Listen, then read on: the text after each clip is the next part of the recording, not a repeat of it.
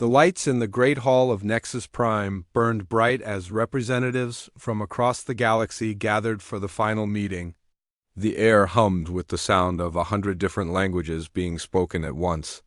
Alien beings of every shape and size filled the massive chamber, their voices echoing off the crystal walls. The center of it all stood the Galactic Combat Tournament Committee. These 12 beings had overseen the games for over 300 years. They wore robes of deep purple and gold, marking their status as the most important people in the known universe when it came to matters of combat and honor. The committee chair, a tall creature with blue skin and 4 eyes, raised one of his 6 arms for silence. The crowd slowly quieted down. His voice boomed across the hall when he spoke. We gather today to finalize the roster for this cycle's tournament. The Kithara Empire has once again provided their champion, Zethkar the Unbowed. He has won 47 matches without a single defeat. The crowd murmured with approval. Everyone knew about Zethkar. He was 7 feet tall with natural armor covering his body. His 4 arms could wield weapons that would crush normal beings. The Kithara had spent centuries perfecting their warrior genetics, creating fighters they called the Apex class. Are there any other species who wish to enter a champion? The chair asked. Most of the delegates looked around at each other. No one wanted to face Zethkar. The few who had tried in recent years had been carried out on stretchers. Some had never walked again. Then a voice came from the back of the hall. The Terran Republic requests entry. The entire chamber fell silent. Then came the laughter. It started as a few chuckles, but soon became a roar of amusement that shook the crystal walls. Some aliens were holding their sides, unable to control themselves. Admiral Jake Morrison stepped forward from the crowd. He was a tall human with gray hair and deep lines around his eyes. He wore the simple blue uniform of Earth's military. Next to the decorated robes and elaborate costumes of the other delegates, he looked plain and unremarkable. You cannot be serious, said the committee chair, wiping tears from his eyes. Humans are from a Class 12 Deathworld. Your species barely survived your own planet's hostile environment. You have no genetic modifications, no advanced combat training, no superior weapons technology. Jake Morrison's face remained calm. According to galactic law, any species that has achieved faster than light travel and maintains peaceful relations with at least 3 other species may enter the tournament. Earth meets these requirements. The laughter started again, but the committee chair raised his hand for quiet. He looked annoyed now. Very well, the law is clear.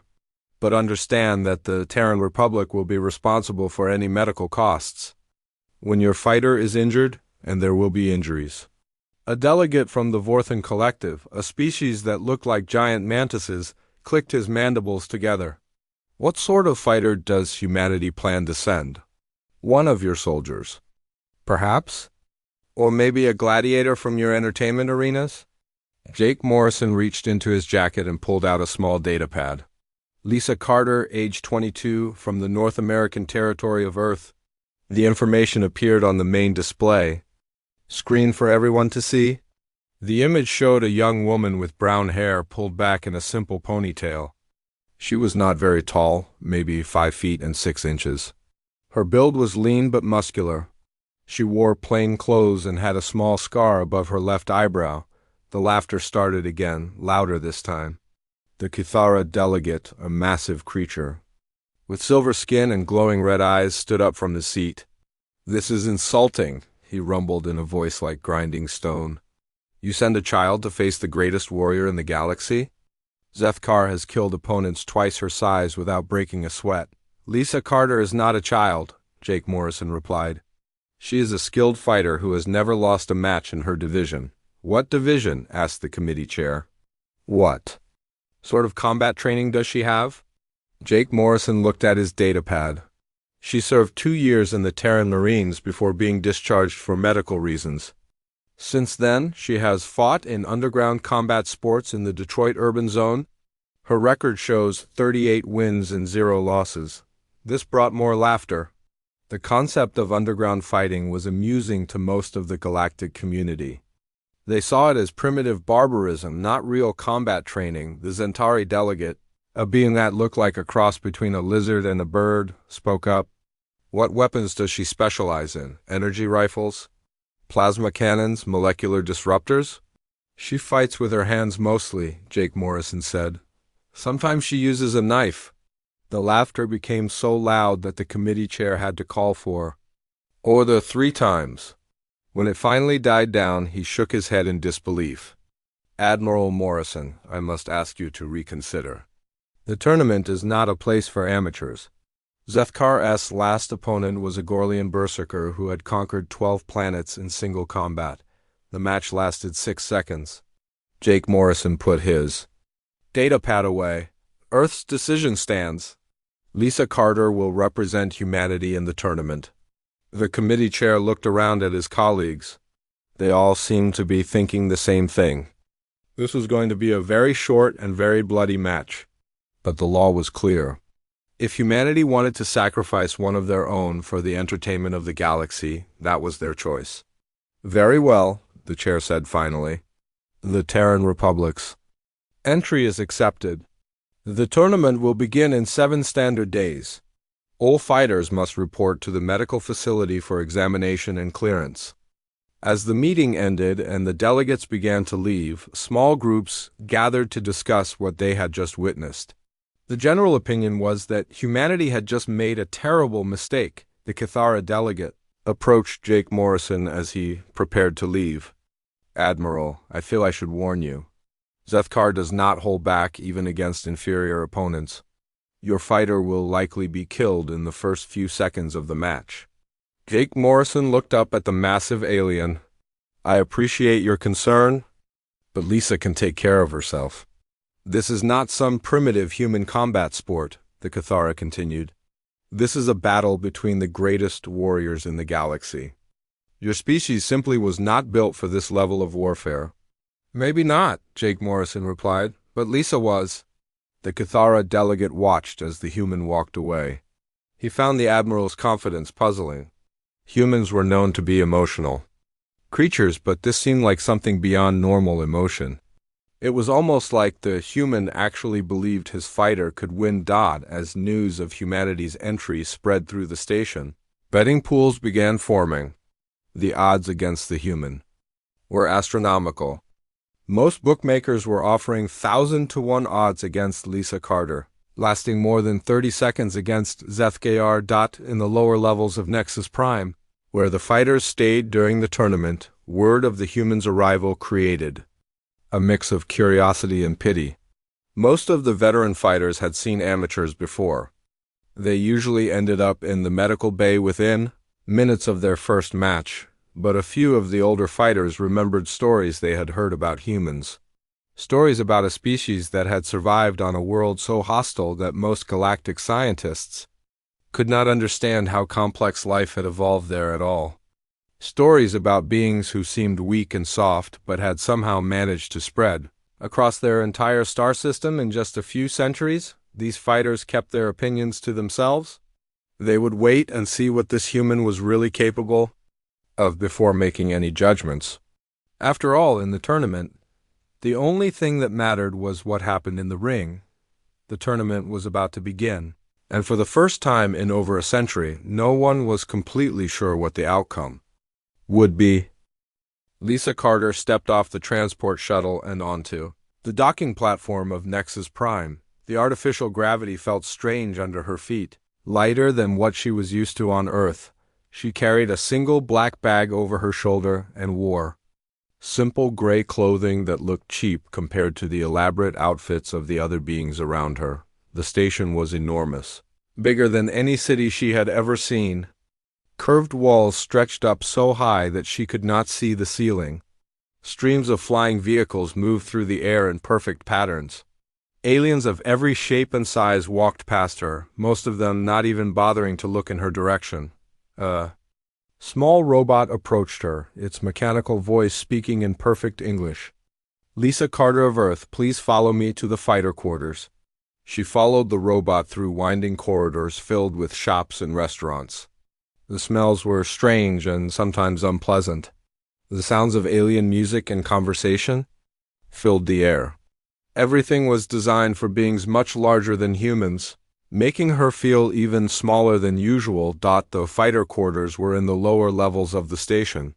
The robot led her to a simple room with a bed, a desk, and a small bathroom. Your first match is scheduled for tomorrow at 1400 hours station time. Medical examination is required in 2 hours. Lisa dropped her bag on the bed and looked around the room. It was not much different from the places she had stayed during her fighting career back on Earth. Simple and functional. Nothing fancy. She opened her bag and pulled out a worn leather jacket and a small wooden box. Inside the box was her grandfather's combat knife. It was nothing special to look at, just a simple steel blade with a wooden handle. But it had been with her family for 3 generations, passed down from her great-grandfather who had fought in the old wars on Earth. A knock at her door interrupted her thoughts. She opened it to find a tall alien with blue skin and too many eyes. He wore expensive clothing and had rings on each of his 6 fingers. "Miss Carter, I am Glex the broker. I handle betting and contracts for the tournament. I wanted to meet you personally." Lisa leaned against the doorframe. "What do you want?" "I have a proposition for you. The odds against you are very high right now. If you were to lose your first match in a particular way, say by forfeit or by staying down after the first knockdown, I could make sure you receive a substantial payment." She stared at him for a long moment. "You want me to throw the fight?"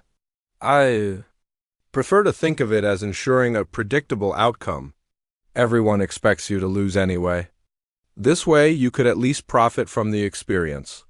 Lisa stepped closer to the alien. Even though he was much taller than her, something in her eyes made him take a step back. "I did not come here to lose.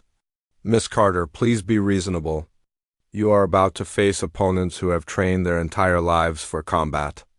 Warriors who have genetic modifications that make them stronger, faster, and more durable than any natural being. You are just a human from a primitive world." "Maybe," Lisa said. "But I have never lost a fight, and I do not plan to start now." Glex looked confused. "But surely you understand the situation. Your first opponent tomorrow is Korath the Destroyer. He is 8 feet tall and weighs 400 pounds. His skin is as hard as armor and his claws can cut through steel. He has killed 17 opponents in official matches." Lisa shrugged. "Then I guess I will have to be careful." The alien broker shook his head and walked away, muttering something in his own language. Lisa closed the door and continued unpacking her few belongings. 2 hours later, she reported to the medical facility for her examination. The doctor was a thin creature with gray skin and large black eyes. He ran several scans on her body, checking her bones, muscles, and organs. "Interesting," he said, looking at the results. "Your bone density is much higher than expected. Your muscle fibers are also unusual, very dense and compact." "Is that a problem?" Lisa asked. "Not for the tournament rules, but it is strange for a human. Most of your species that we have examined have been much weaker physically." Lisa did not mention that most humans the galaxy had met were diplomats and scientists, not fighters. She let the doctor finish his examination and then returned to her room. The next morning, she woke early and went to the training facility. It was a large room filled with equipment designed for beings of all shapes and sizes. A few other fighters were already there, working out and practicing their techniques. Lisa found a corner where she could exercise without being in anyone's way. She started with basic movements, stretching and warming up her muscles. Some of the other fighters noticed her and began to watch with amusement. "Look at the little human," one of them said in Galactic Standard. "She moves like she is dancing." Lisa ignored them and continued her routine. She moved through a series of combat forms that looked deceptively simple. Her movements were smooth and controlled, but there was a power behind them that was not immediately obvious. A large reptilian fighter approached her. "You are the human who will fight Korath today?" Lisa nodded. "I am Vex of the Saurian clans. I fought Korath 2 cycles ago. He broke 6 of my ribs and shattered my left arm. I was lucky to survive. What can you tell me about him?" Lisa asked, Vex. Looks surprised. Most fighters facing Korath for the first time were either terrified or trying to act brave. This human seemed genuinely curious, like she was asking about the weather. He is very strong and very fast. His claws are his primary weapon, but he also has a poisonous bite. He likes to grapple his opponents and crush them slowly. He enjoys causing pain. Lisa nodded thoughtfully. What about his legs? Are they as strong as his arms? His legs? I suppose they are strong, but he rarely uses them for attacking. He prefers to use his claws and teeth. Does he have any old injuries, weak spots? Vex thought for a moment. He was injured in a match 5 cycles ago. A Gorlian berserker managed to damage his left shoulder before Korath killed him. The injury? Healed, but he sometimes favors that side when he is tired. Lisa thanked him and continued her workout. Word of her conversation with Vex spread quickly through the training facility. Most fighters were impressed that she was at least trying to gather information about her opponent. Even if they thought it would not help her. As the day went on, more and more beings gathered to watch the human train. Her movements were unlike anything they had seen before. She seemed to flow like water, but there were moments when her strikes hit the practice dummies with tremendous force. Group of Zentari fighters were discussing her in their own language. She moves like a predator, one of them said. But she is so small, how can such a tiny being generate so much power? It must be some sort of trick, another replied. Humans are known for their deception and cunning. But an older Zentari warrior who had fought in many battles shook his head.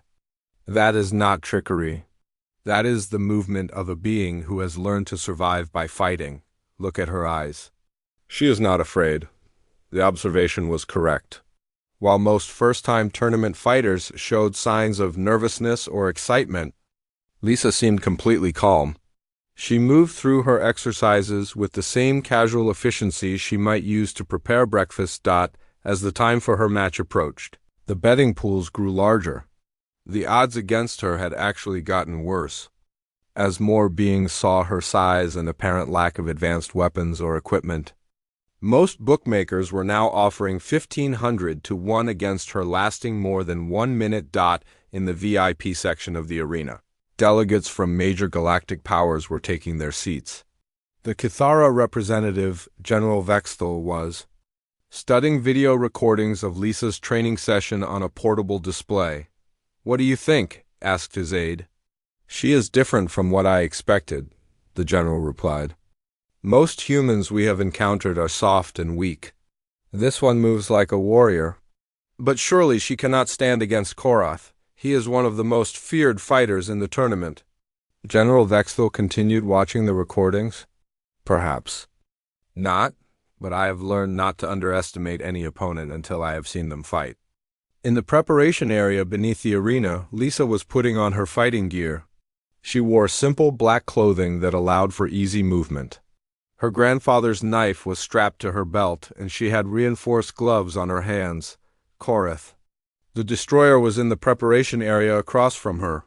He was even larger than she had expected, with thick gray skin covered in natural armor plates. His claws were like curved daggers, and his eyes glowed with a red light. An official approached Lisa. Are you ready for your match? She nodded and stood up. As she walked toward the arena entrance, she could hear the crowd above cheering and shouting. The sound was deafening, like standing next to a waterfall. The arena doors opened, and bright light flooded in. Lisa stepped forward into the light, knowing that in a few minutes, she would either prove that humans belonged in the galactic community or she would become another casualty of alien superiority. The crowd's roar grew louder as they saw her enter.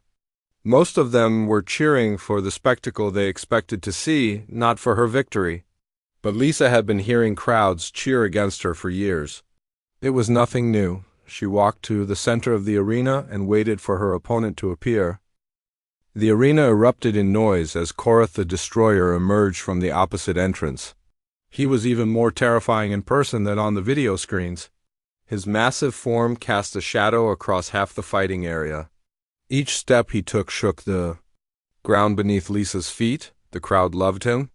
They cheered and screamed his name as he raised his 4 arms above his head. His claws gleamed under the bright lights, each one longer than Lisa's fingers. When he opened his mouth to roar, she could see rows of sharp teeth that could tear through metal. Lisa stood perfectly still in the center of the arena, watching him approach. She looked tiny compared to the massive alien, like a child standing next to a building.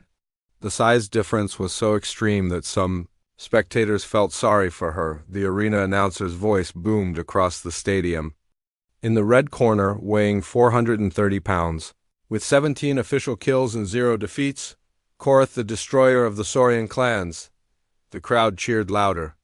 Korath beat his chest with his forearms, creating a sound like thunder. In the blue corner, weighing 140 pounds, making her tournament debut, Lisa Carter of Earth.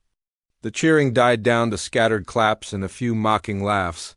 Lisa raised one hand in acknowledgement but said nothing. Her face showed no emotion at all. The referee, a tall being with silver skin and glowing eyes, approached the center of the arena. Fighters, you know the rules. No weapons except natural body parts and approved equipment. The match ends when one fighter yields, is knocked unconscious, or is unable to continue. Are there any questions? Korath shook his massive head. Lisa simply nodded. Double quotes, then take your positions. The two fighters moved to opposite sides of a large circle marked on the arena floor. Korath dropped into a fighting stance, his claws extended. And ready. His red eyes focused on Lisa with predatory intensity. Lisa stood relaxed, her arms at her sides. She looked like she was waiting for a bus, not facing a creature that could tear her apart with its bare hands. The referee raised his arm. Begin. Korath charged immediately, moving faster than something his size should have been able to move. His claws swept toward Lisa's head in a killing strike that would have decapitated most beings. Lisa was not there. She had moved to the side so quickly that many spectators missed it. Korath's claws cut through empty air where she had been standing a split second before. His momentum carried him past her, and he had to turn around to find her again. She was standing 5 feet away, still looking calm and relaxed. Korath snarled and attacked again, this time more carefully. He swept his claws in wide arcs, trying to catch her no matter which way she moved. But Lisa seemed to flow around his attacks like water. Never quite being where his claws expected her to be, the crowd began to murmur. This was not what they had expected. Most fighters facing Korath were either dead or badly injured within the first 30 seconds. But the human had been avoiding his attacks for almost a full minute. Korath became frustrated. He had never fought an opponent who moved like this before. Most beings either tried to match his strength or ran away in terror. Lisa was doing neither. She was dancing around him, making him look clumsy and slow. He decided to change tactics. Instead of trying to claw her, he lunged forward with his mouth open, intending to bite her in half. His jaws snapped shut with tremendous force, but again, Lisa was not there. This time, she did not just dodge. As Korath's head passed by her, she grabbed onto his left arm and used his own momentum to swing herself onto his back. Before he could react, she wrapped her legs around his thick neck and began to squeeze. The crowd gasped. No one had ever seen a human attempt to choke out a Saurian before. Korath's neck was protected by natural armor and thick muscle. It should have been impossible for someone Lisa's size to apply enough pressure to affect him, but Korath began to struggle. His breathing became labored, and he reached back with his free arms to try to grab Lisa. She was too small and too quick, slipping away from his claws while maintaining her grip on his neck. The pressure she was applying was incredible. Her legs, strengthened by a lifetime of living on Earth's high gravity, were like steel cables. Korath had never felt anything like it. He spun around wildly, trying to throw her off. He slammed his back against the arena wall, hoping to crush her. But Lisa rode out his attempts like she was breaking a wild horse. Her grip never loosened. Korath's vision began to blur. Panic set in as he realized he was actually losing consciousness. In desperation, he fell backward, putting his full weight on top of Lisa to crush her against the arena floor. The impact was tremendous. The sound echoed through the stadium like a gunshot. Many spectators were sure they had just watched the human die. But when Korath rolled over, Lisa was not there. She had somehow slipped out from under him at the last second and was now standing a few feet away. Her clothes were torn and dirty, but she appeared to be unhurt. Korath struggled to his feet, gasping for air.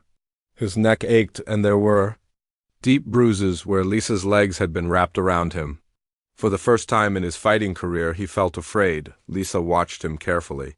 She had learned what she needed to know. Korath was strong and fast, but he was also predictable. He relied on his size and natural weapons, but he had never fought someone who could match his speed while being too small for his attacks to land effectively. Korath charged again, but this time Lisa did not dodge. She stepped forward to meet his attack, moving inside his reach where his claws could not get a good angle on her. She delivered a series of rapid punches to his lower torso, targeting the spots where his armor was thinnest. Each punch landed with surprising force. Korath felt the impacts through his thick hide, something that should not have been possible. The human's fists were like hammers, driven by muscles that seemed far too strong for her size. He tried to grab her, but she slipped away and struck him again, this time in the ribs. The blow sent a sharp pain through his chest. He swung wildly with his claws, but she was always just out of reach. Lisa began to move in a pattern, circling him while delivering precise strikes to his joints and weak spots. She was no longer just avoiding his attacks. She was hunting him, wearing him down with each hit. The crowd was silent now. They had never seen anything like this before. The mighty Korath, who had killed 17 opponents, was being systematically dismantled by a human who was a fraction of his size. In the VIP section, General Vexthal leaned forward in his seat. "Remarkable," he said quietly. "She is using his size against him. Every movement is calculated to maximize her advantages while minimizing his. But how is she so strong?" his aide asked. "Her punches are actually hurting him. Look at how she moves," the general replied. "Every step, every strike, every dodge. She is not wasting any energy. This is not just training. This is the result of fighting for survival her entire life." Down in the arena, Korath was beginning to tire. His massive body, built for short bursts of overwhelming violence, was not designed for extended combat. His movements became slower and more predictable. Lisa noticed the change immediately. She stepped up her attacks, landing more hits while taking fewer risks. Each strike was placed with surgical precision, targeting nerves and pressure points. That would cause maximum damage. Korath swung his claws in a desperate wide arc, trying to catch her with a lucky hit. Lisa ducked under the swing and delivered an uppercut to his chin that snapped his head back. The force of the blow sent him stumbling backward. For a moment, he teetered on the edge of consciousness. His legs wobbled and his vision blurred. The crowd held its breath, waiting to see if the mighty destroyer would fall, but Korath managed to stay on his feet. He shook his head to clear it and looked around for his opponent. Lisa was standing in the center of the arena, waiting for him. The referee stepped forward. "Fighter Korath, are you able to continue?" Korath nodded, though his movements were unsteady. He had never been hurt this badly in a fight before. Every part of his body ached, and he was having trouble thinking clearly. "Then the match continues," the referee announced. Lisa waited for him to approach. She had proven her point. The galaxy's assumptions about human weakness were wrong, but the real test was still to come.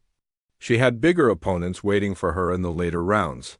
Korath gathered his remaining strength and charged one final time. This time, Lisa ended the fight quickly. She sidestepped his claws, grabbed his extended arm, and used his momentum to flip him over her shoulder. The massive alien crashed to the ground with tremendous force. The impact knocked the wind out of him and left him gasping like a fish out of water. He tried to get up, but his body would not respond. Lisa stood over him, completely calm. "Do you yield?" Korath looked up at her through blurred vision. This tiny human had done something that no other fighter had ever accomplished. She had beaten him without using any weapons or special equipment, just her fists and her intelligence. "I yield," he whispered. The referee raised Lisa's hand. "Winner. By submission, Lisa Carter of Earth." The arena was silent for a long moment. Then slowly the cheering began. The victory over Korath changed everything. Within hours, news of Lisa's win spread across the galaxy through the communication networks. The betting pools went into chaos as thousands of beings tried to place new bets on the human fighter. In the medical bay, doctors from 12 different species examined Lisa after her match. They ran scan after scan, trying to understand how she had generated so much power from such a small frame. The results confused them even more. Her muscle density is 3 times higher than any human we have on record, said Dr. Keth, a Zentari medical specialist. And her bone structure is incredibly dense. It is like her skeleton is made of metal instead of calcium. Look at these cardiovascular readings, added Dr. Mole, a Vorthan physician. Her heart rate barely increased during the fight. Her body was operating at maybe 60% of its maximum capacity. The doctors shared their findings with the tournament committee. For the first time in centuries, they were faced with a fighter who did not fit into any of their established categories. Lisa was not genetically modified like the Kithara warriors. She had no cybernetic implants like the mechanoid fighters. She was just a natural being who seemed to be far stronger than nature should have allowed. Meanwhile, in the depths of Nexus, Prime intelligence agents from major galactic powers were frantically researching everything they could find about Earth and its inhabitants. What they discovered sent shockwaves through their governments. Captain Rex Stone of the Galactic Intelligence Division stood in front of a massive display screen showing images of Earth from space. Around him, analysts from a dozen different species worked at computer terminals, processing data about humanity's homeworld. The preliminary reports are in, he announced to his team. Earth is classified as a Class 12 death world.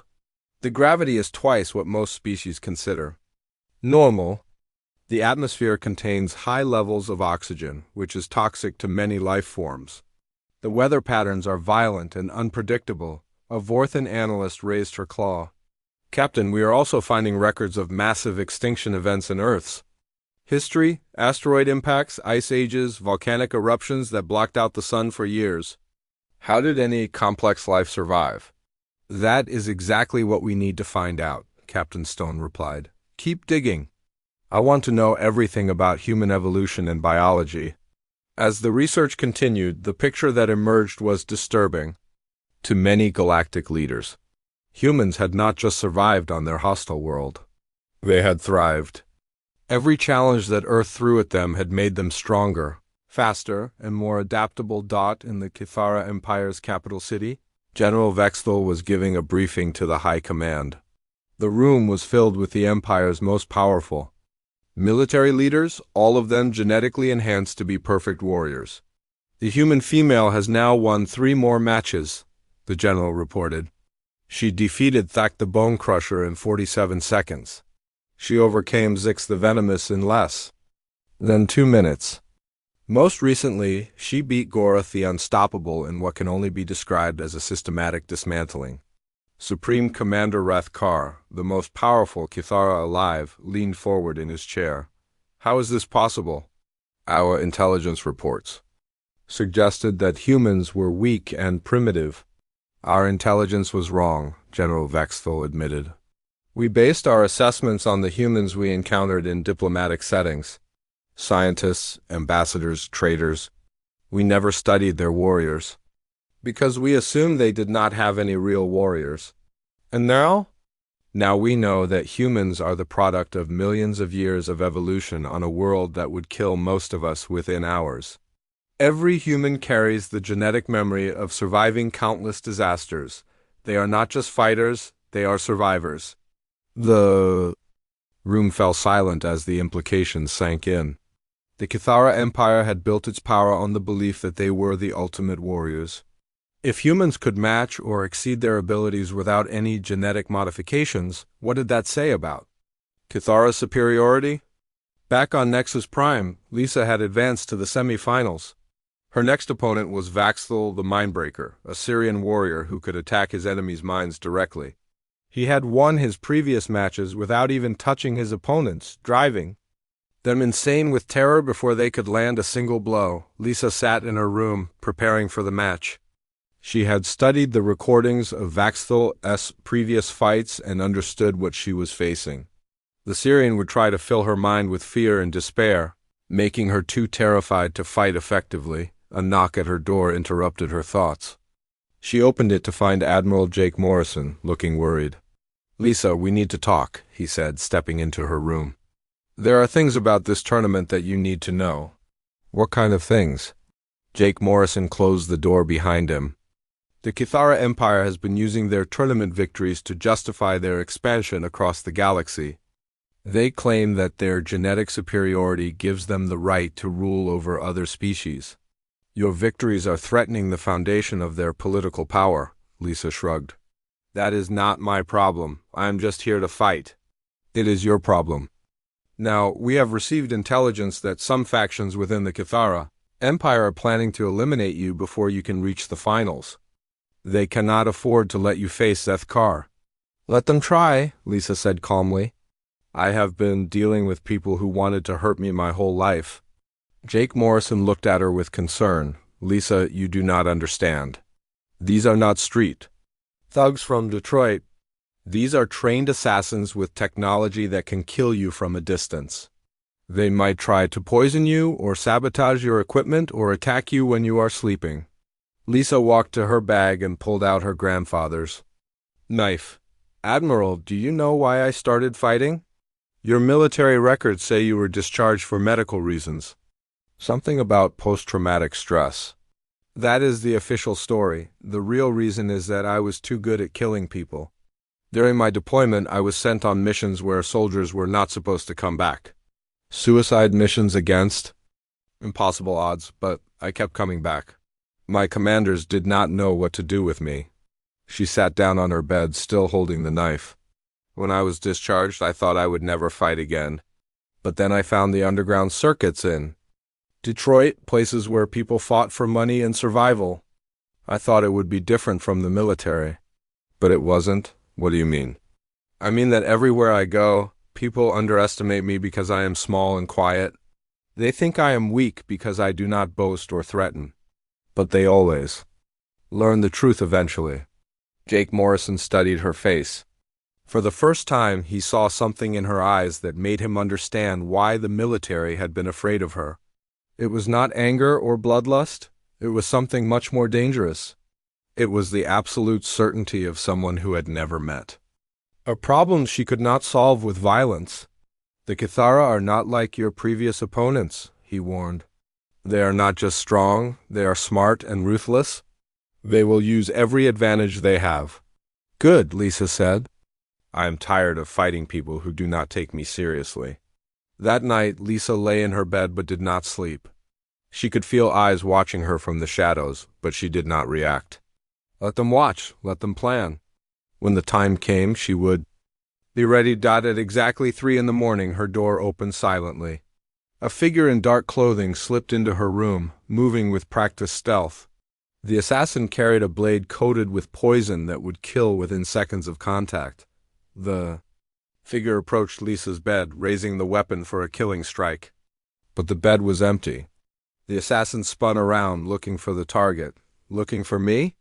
Lisa's voice came from directly behind the intruder. The assassin turned and struck with lightning speed, but Lisa was faster. She grabbed the attacker's wrist and twisted, breaking the bones with a sound like snapping wood. The poisoned blade fell to the floor. Before the assassin could cry out, Lisa's other hand closed around their throat. She applied pressure to a specific nerve cluster, and the intruder collapsed unconscious. Lisa dragged the body to her door and opened it. 2 station security guards were waiting in the hallway, having been alerted by the room's sensors. "You might want to check this one for poison," she said calmly, "and probably scan for more like them." The guards looked at the unconscious assassin, then at Lisa. She was standing in her doorway in simple sleeping clothes, looking like she had just woken up from a peaceful nap. "How did you know they were coming?" one of the guards asked. "I have been expecting them since I arrived," Lisa replied. "The only surprise is that it took them this long." As the guards carried away the would-be assassin, Lisa returned to her room. She picked up the poisoned blade and examined it carefully.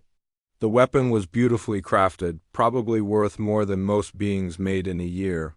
But like everything else she had encountered in the tournament, it was designed to intimidate rather than to be truly effective.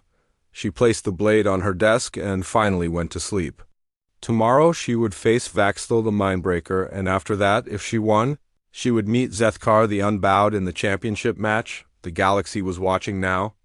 Billions of beings who had never heard of Earth before were learning about the small blue planet and its dangerous inhabitants. Some were afraid. Others were curious. The championship match had arrived. The arena was packed beyond capacity, with beings from across the galaxy filling every available seat. Those who could not get tickets gathered in public spaces throughout Nexus Prime, watching the massive display screens that had been set up for the event. Lisa sat in her preparation room, checking her equipment one final time. Her grandfather's knife was secured at her belt, and she wore the same simple black fighting clothes she had used in all her previous matches. Across the corridor, in a much larger preparation area, Zethkar the Unbowed was conducting his pre-fight ritual. The sound of his practice strikes echoed through the walls. Each swing of his quantum cleaver created a humming noise that made the air itself vibrate. Lisa could hear the weapon cutting through practice targets like they were made of. PAPERA tournament official entered her room. "Miss Carter, it is time." Lisa stood up and walked toward the arena entrance. As she approached the doors, she could hear the crowd beyond. The sound was deafening, like standing inside a thunderstorm. When the doors opened, the noise hit her like a physical wall. The arena had been transformed for the championship match.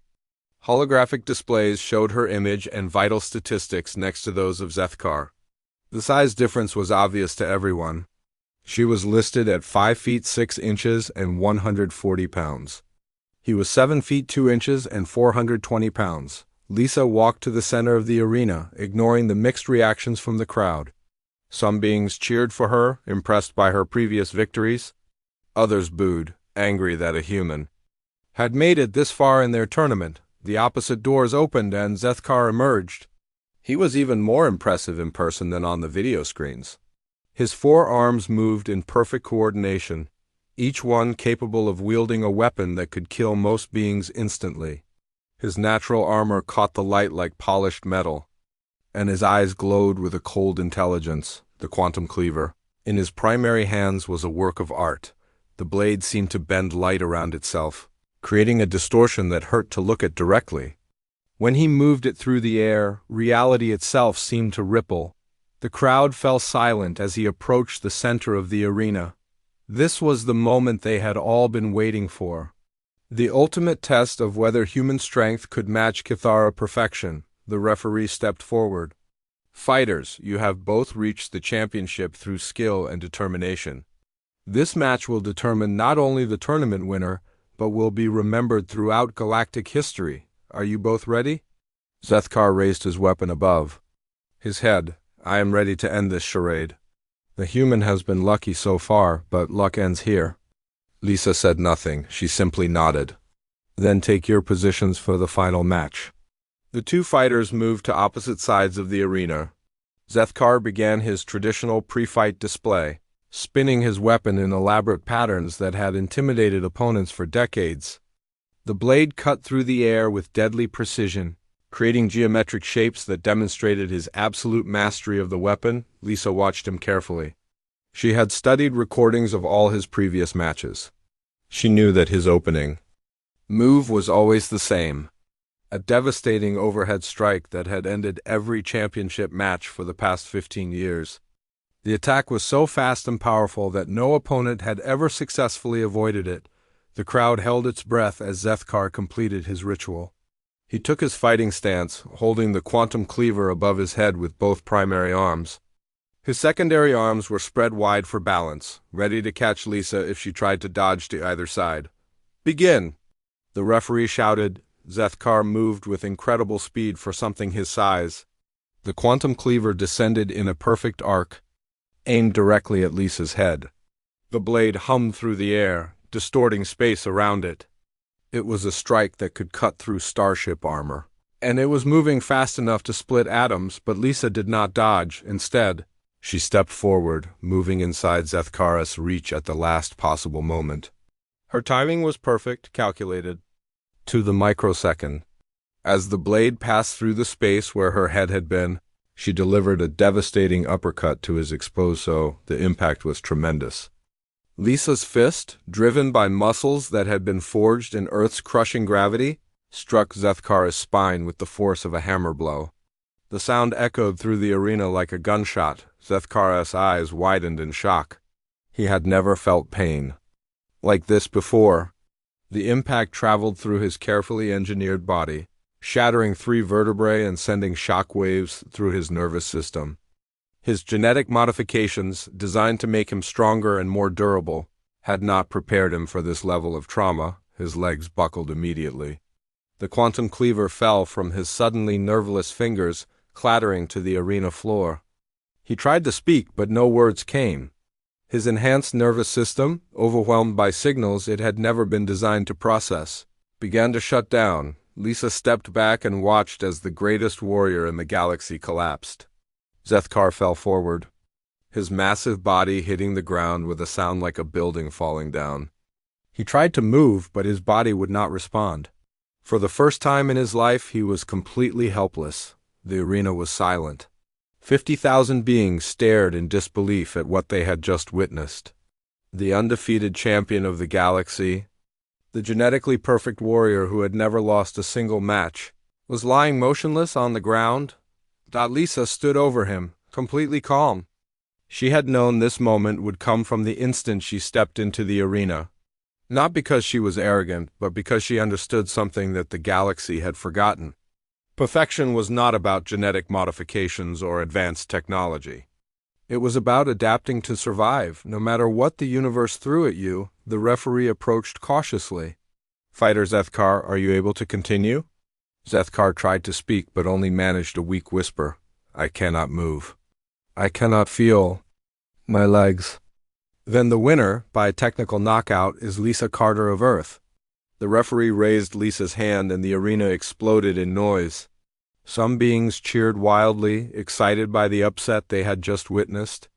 Others sat in stunned silence, trying to process what this meant for the galaxy. In the VIP section, delegates from major powers were already making urgent calls to their home governments. The balance of power in the galaxy had just shifted dramatically. If humans could defeat the Kithura's best warrior without advanced technology or genetic modifications, what did that say about their potential as allies or enemies? General Vexthal sat in his chair, watching as medical personnel carried Zethkar away on a stretcher. The greatest warrior in Kithara history was paralyzed, his spine shattered by a single blow from a human girl who weighed less than his armor. "Sir," his aide said quietly, "what are your orders?" "Send a message to the High Command," the general replied. "Tell them that our assessment of human capabilities was completely wrong. We need to reconsider our entire approach to Earth and its inhabitants." Down in the arena, Lisa was being interviewed by galactic media.